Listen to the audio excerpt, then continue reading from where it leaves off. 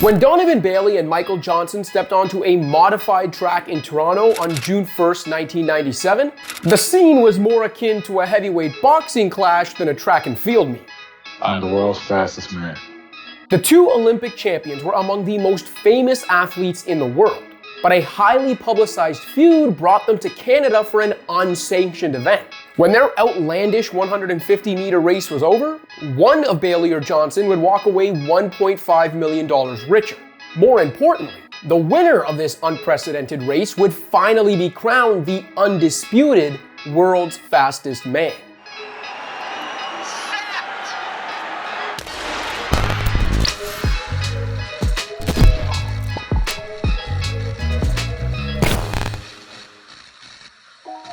Due to there being no overlap in their preferred distances, Bailey and Johnson's names were rarely linked for the majority of their prime. Johnson, the 200-meter record holder at the time, had won world championship golds in the 200 in 1991 and 1995, the 400 in 1993 and 1995, and had anchored the US 4x400 team to gold in 93 and 95. In addition, the 1992 Olympic gold medalist in the 4x400 had also claimed Olympic gold in the individual 200 and 400 in 1996. Meanwhile, Bailey followed up 1995 World Championship golds in the 100-meter and 4x100 relay with a world record in the 100-meter at the 1996 Olympics, and by anchoring his Canadian team to a 4x100 gold in Atlanta. It was during those 1996 games in Georgia that the animosity between the world's greatest sprinters suddenly began to percolate. Though Johnson dominated his own distances, there were no Americans to be found on the podium for the prestige event, the 100-meter dash. Adding insult to injury on American soil, Bailey and the Canadian men had left their US counterparts in the dust in the 4x100. "If you're Canadian, you've got to love Saturday nights in Georgia," exclaimed the CBC's Don Whitman during the relay final. "Not so much if you were American." It was against that backdrop that legendary broadcaster Bob Costas posited on the NBC broadcast that because Johnson's 200-meter time divided in half was less than that of Bailey's 9.84 seconds in the 100, the world's fastest man honor remained an American record. Never mind that because of a running start to the second half of the race, most Olympic winning times in the 200 were less than double the winning time in the 100. To many Americans, though, this technicality confirmed that they were still superior when it came to spikes meeting rubber.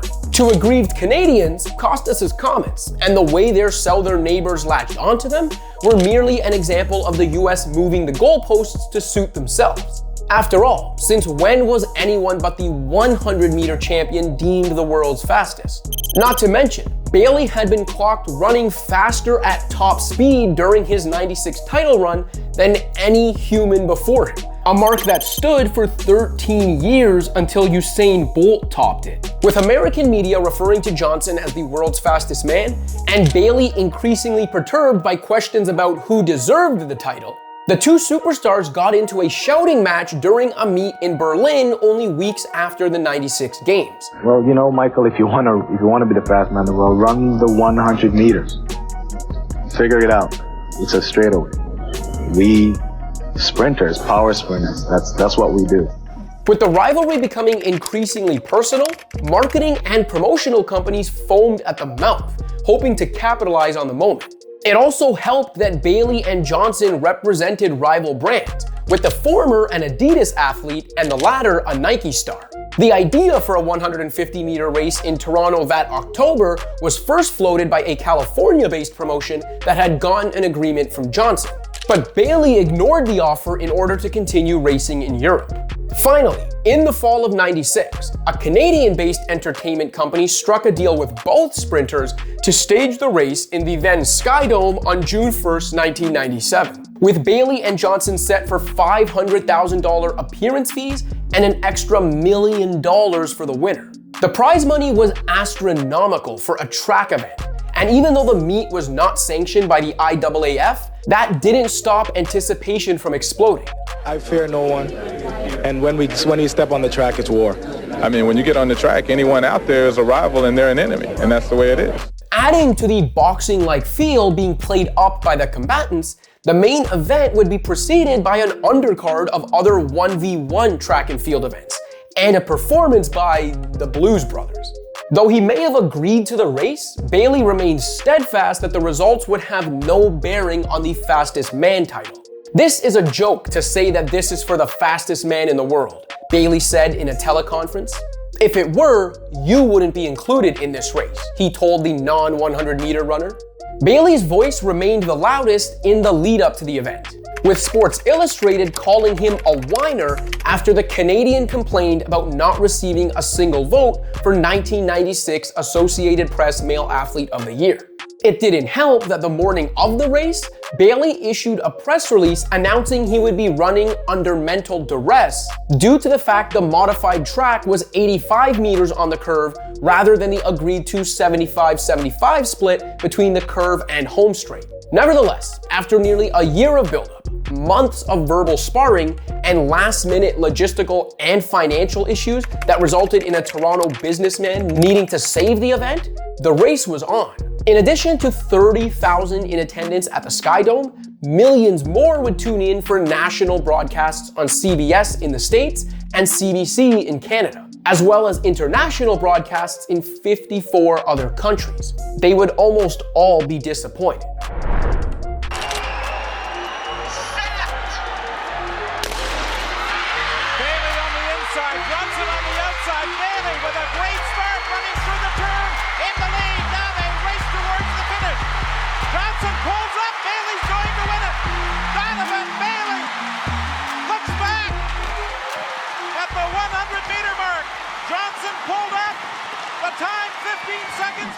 As Bailey began to pull away midway through the race, before the 100-meter specialist had even gotten to his bread and butter area of the track, Johnson pulled up, grabbing his left quad, leaving the Canadian cruising to the finish line all alone.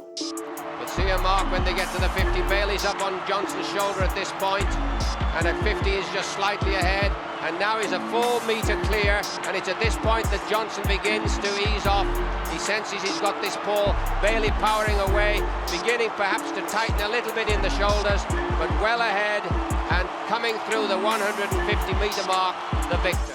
When Canadian television caught up to Bailey shortly after his latest triumph, the local hero didn't hold back on his adversary. There was never any doubt in my mind that I was the fastest man on the planet, and this just proved it. I mean, they said I couldn't run a corner, but I always said this is exposing Michael Johnson in his weaknesses in his race. Are you disappointed he pulled up, that he didn't finish? He didn't pull up. He's a chicken. He didn't pull up at all. He's just a chicken. He's afraid to lose. I think what he should do is we should run this race over again so he can kick his ass one more time. With his left leg heavily wrapped due to a quad injury that would keep him out of the US Track Championships weeks later, Johnson wouldn't take the bait when told of Bailey's post-race comments. "That's saying a lot about what kind of person he is," Johnson told reporters in Toronto. "I'm going to show you what kind of person I am. I'm not going to address that." Though Johnson appeared to be taking the high road, he didn't have much of a choice given how his day had gone after all the pre-race bluster, which included him offering to put the entire $2 million purse on the line rather than guaranteeing himself $500,000. Johnson successfully defended his 400-meter title at the 1997 World Championships later that summer, though he didn't participate in the 200-meter. He also won the 400 at the 99 Worlds and the 2000 Olympics in Sydney. Bailey finished second to up-and-comer Maurice Green in the 100 at the 97 Worlds, but still anchored the 4x100 Canadian team to gold. For both sprinters, the build-up between the 96 games and their 97 clash in Toronto marked the peak of their fame and appeal. Though a famous, albeit strange chapter in both their careers and track history, the one-on-one showdown didn't seem to satisfy either athlete or bring the track world the boost it was hoping for. Johnson's claim to fastest man alive was no more, with skepticism clouding a DNF in the most hyped race of his career. Bailey won $1 million and lifetime bragging rights. But on some level, the nature of his victory must have had him feeling like Apollo Creed between his first and second bouts against Rocky Balboa. Man, I won, but I didn't beat him. The poorly organized event itself didn't exactly draw rave reviews. Bailey won in 14.99 seconds today at 150 meters, as Michael Johnson pulled up with a limp, an apt metaphor for the hobbled state of track and field in North America, wrote the New York Times. The sport appears to be in danger of having fans say, "Who cares?" instead of "Who won?" More than a quarter century later, the showdown between Bailey and Johnson lives on in infamy. That can't be the way either legend wanted it. Thanks for watching. If you liked this video and want to see more content like this, be sure to hit that subscribe button.